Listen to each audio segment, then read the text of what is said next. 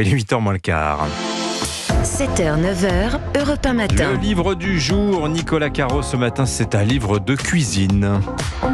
Si on veut, un livre de Witold Zabłocki, un journaliste qu'on a parfois comparé à l'écrivain Richard Kapuscinski.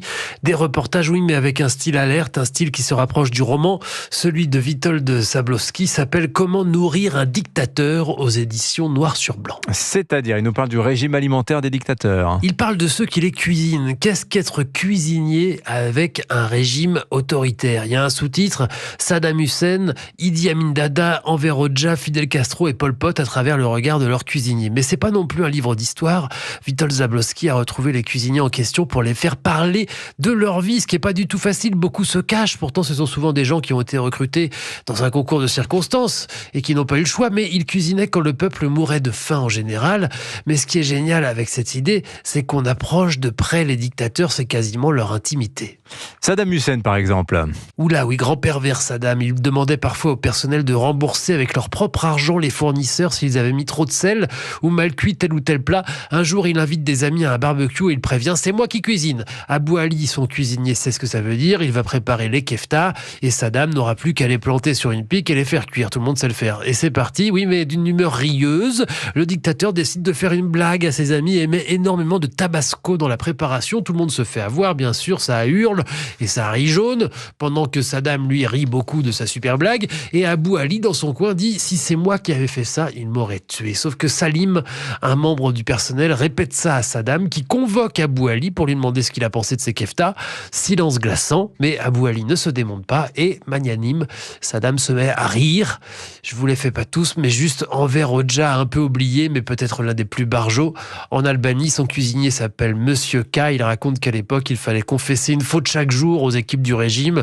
Et donc, lui, il cherchait tout le temps une nouvelle faute imaginaire à avouer. J'ai mis trop d'épices dans le plat, par exemple. Ou quand il rentrait chez ses parents 2 ou 3 jours dans son petit village, il était toujours suivi par 2 agents pour s'assurer qu'il ne trahissait pas.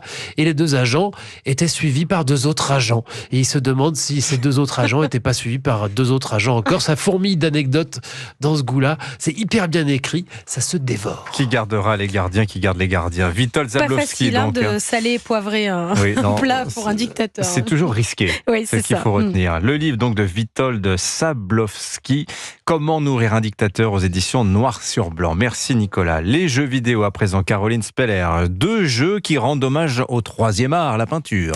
Oui, le premier célèbre l'impressionnisme et Claude Monet avec The Master Pupil, traduit en français par l'œil de l'expert. Disponible sur toutes les consoles et PC, c'est un jeu de plateforme et de casse-tête peint à la main.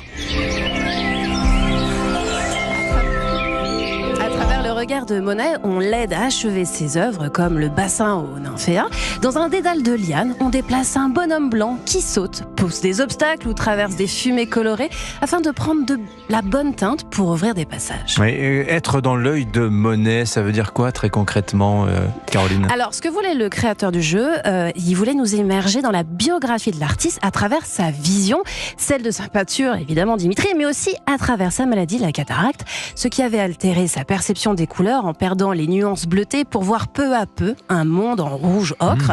The Master Pupil honore donc l'œil de Monet, mais aussi ce qu'il reflète, l'émotion du regard. Alors le second jeu nous vient d'un studio belge qui avait détourné des compositions en rouge, jaune, bleu et noir de Mondrian.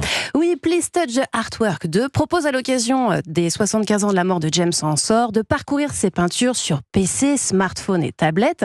Alors le principe est super simple, on aide un artiste squelette à retrouver son chemin dans les tableaux du maître flamand, connu pour être un précurseur des expressionnistes et du surréalisme. De toile en toile, on passe de paysages marins aux scènes de fêtes burlesques et macabres. Mais pour les traverser, il faut répondre aux requêtes de ces personnages hauts en couleur et retrouver des objets cachés. Alors d'ailleurs, ça se joue plutôt au casque. Oui, Please Touch the Artwork 2 a recréé toute l'ambiance sonore des tableaux, mais aussi musicale. On se laisse alors emporter par le clair de lune de Debussy pour une belle parenthèse gratuite où l'œuvre de Ensor s'anime sous nos yeux. Voilà, qui a dit que c'était pas de la culture le jeu vidéo, la preuve. Et voilà la preuve. Voilà, on redonne les titres, Master's Pupil en français, l'œil de l'expert et Please Touch the Artwork. Merci beaucoup Caroline Speller. On en aura appris des choses encore une fois ce matin grâce à vous 3.